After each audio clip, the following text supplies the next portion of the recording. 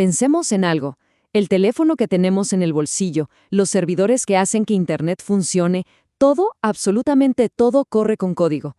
Pero, ¿alguna vez nos hemos preguntado quién controla ese código? Bueno, hoy vamos a meternos de lleno en esa batalla, la que se libra entre la libertad de compartir y el control total, un conflicto que, de verdad, define nuestro mundo digital. Y todo empieza con una pregunta que parece simple, pero que lo complica todo. ¿Cómo se puede ser dueño de algo que se puede copiar hasta el infinito? A ver, piénsenlo así. Un libro de papel, bueno, solo puede estar en un lugar a la vez.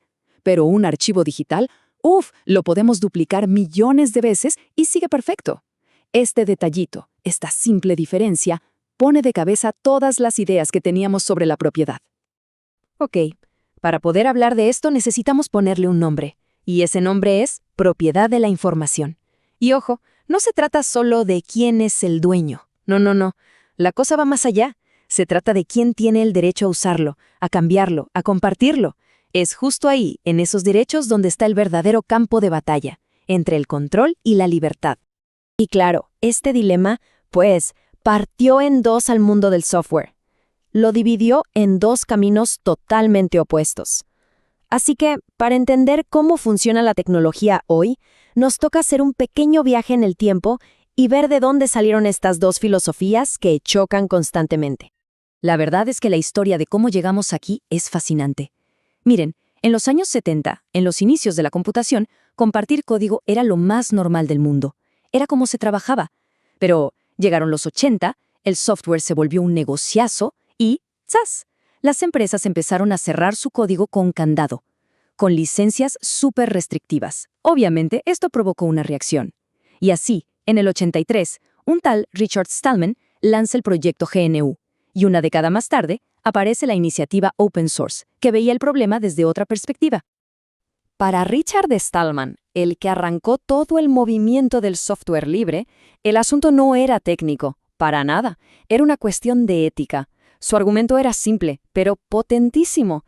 Decía que el software propietario, ese que no nos deja ver cómo funciona por dentro, ni mucho menos modificarlo, nos vuelve dependientes, nos quita autonomía. Y al final la pregunta de fondo es esa: ¿quién tiene el control real de la tecnología que usamos todos los días? Y aquí, atención, porque llegamos a un punto clave que confunde a muchísima gente. Aunque a veces se usan como si fueran lo mismo, software libre y open source no lo son. Nacieron por razones muy distintas. El movimiento del software libre es pura filosofía, lucha por la libertad como un derecho social. En cambio, el open source es mucho más pragmático. Se enfoca en los beneficios prácticos. Oye, si colaboramos, hacemos mejor software y más rápido. ¿Se ve la diferencia? Uno habla de derechos, el otro de eficiencia. Es súper importante que entendamos qué significa libre en este contexto. No es libre de gratis, no, es libre de libertad. La Free Software Foundation lo define con 4 libertades que son la base de todo.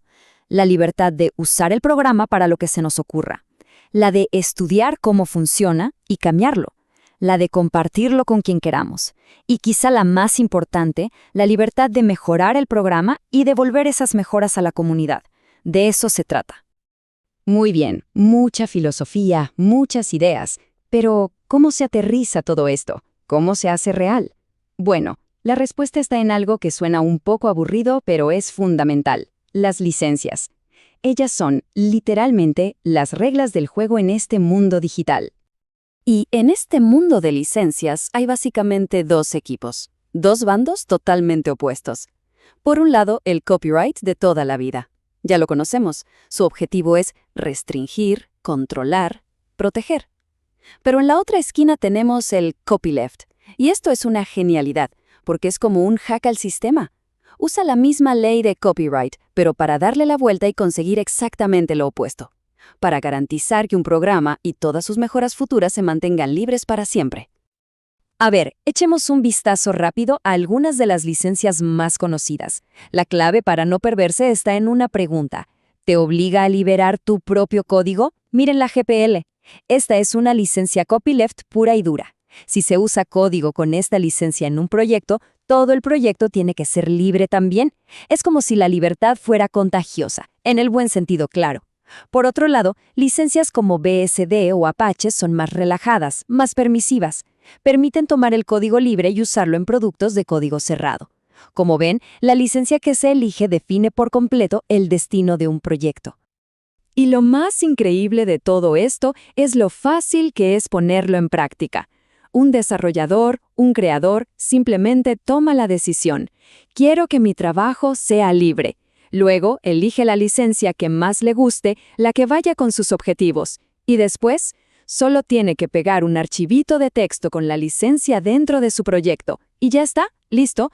Al momento de publicarlo, esa licencia ya es legalmente válida. Sin abogados, sin registros complicados, nada. Ok, ya vimos la filosofía, ya entendimos las reglas del juego. Pero la pregunta del millón es, ¿y todo esto para qué? ¿Qué ha salido de todo esto en el mundo real? Bueno, prepárense porque el impacto que han tenido estas ideas es sencillamente increíble.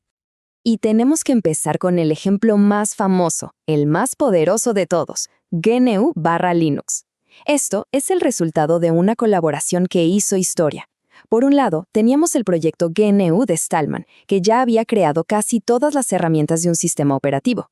Pero le faltaba algo, el corazón, el núcleo.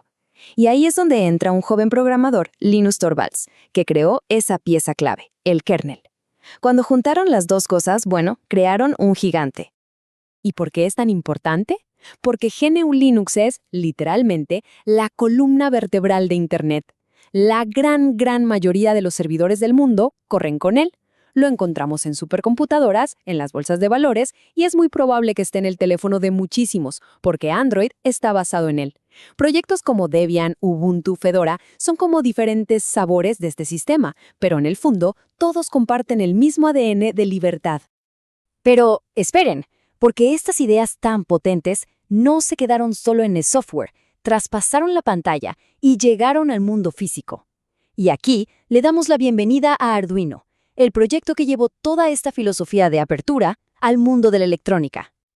Lo que hace a Arduino tan revolucionario es que es hardware libre. ¿Qué significa eso? Que no solo el software para programarlo es abierto, también lo son los planos para construir la placa. Cualquiera puede bajarse los diseños, estudiarlos, modificarlos y si quiere hasta fabricar sus propios Arduinos. Esta apertura total básicamente democratizó la electrónica, abrió la puerta a una ola de creatividad brutal en robótica, en arte, en todo lo que se puedan imaginar. Y si lo de Arduino ya les pareció increíble, agárrense, porque ahora viene el siguiente paso lógico, una idea que, de verdad, parece sacada de una película de ciencia ficción, el proyecto RepRap. RepRap no es una impresora 3D cualquiera, no, es una impresora 3D diseñada con una meta alucinante, que puede imprimir la mayoría de sus propias partes. O sea, es una máquina que se puede replicar a sí misma, una locura. Y como todo el proyecto era abierto, desde los planos hasta el software, fue la chispa que inició la revolución de la impresión 3D barata. Puso esta tecnología increíble en manos de cualquiera, inventores, artistas, aficionados, de todo el mundo. Entonces, ya vimos la filosofía, las reglas y los resultados que son, la verdad, asombrosos. Pero, volviendo al principio, ¿por qué nos tiene que importar todo esto en el día a día? La respuesta es muy sencilla. Porque nos da el poder de elegir. A ver qué nos llevamos de todo esto. Primero, que la propiedad en el mundo digital es un lío. No hay respuestas fáciles. Segundo, que de ese lío nacieron dos grandes filosofías. Una que pone la libertad por delante y otra que busca lo práctico. Vimos que hay herramientas legales como el copyright y el copyleft que son las que ponen las reglas. Y lo más importante de todo, que estas no son solo ideas abstractas, son las ideas que han construido ladrillo a ladrillo el mundo tecnológico que habitamos hoy. Y todo esto nos deja con una pregunta final, una que queda resonando. En este mundo donde la tecnología está metida en casi cada rincón de nuestras vidas, ¿el control sobre esa tecnología es un derecho fundamental que deberíamos exigir o es simplemente una opción más que podemos encontrar en el mercado?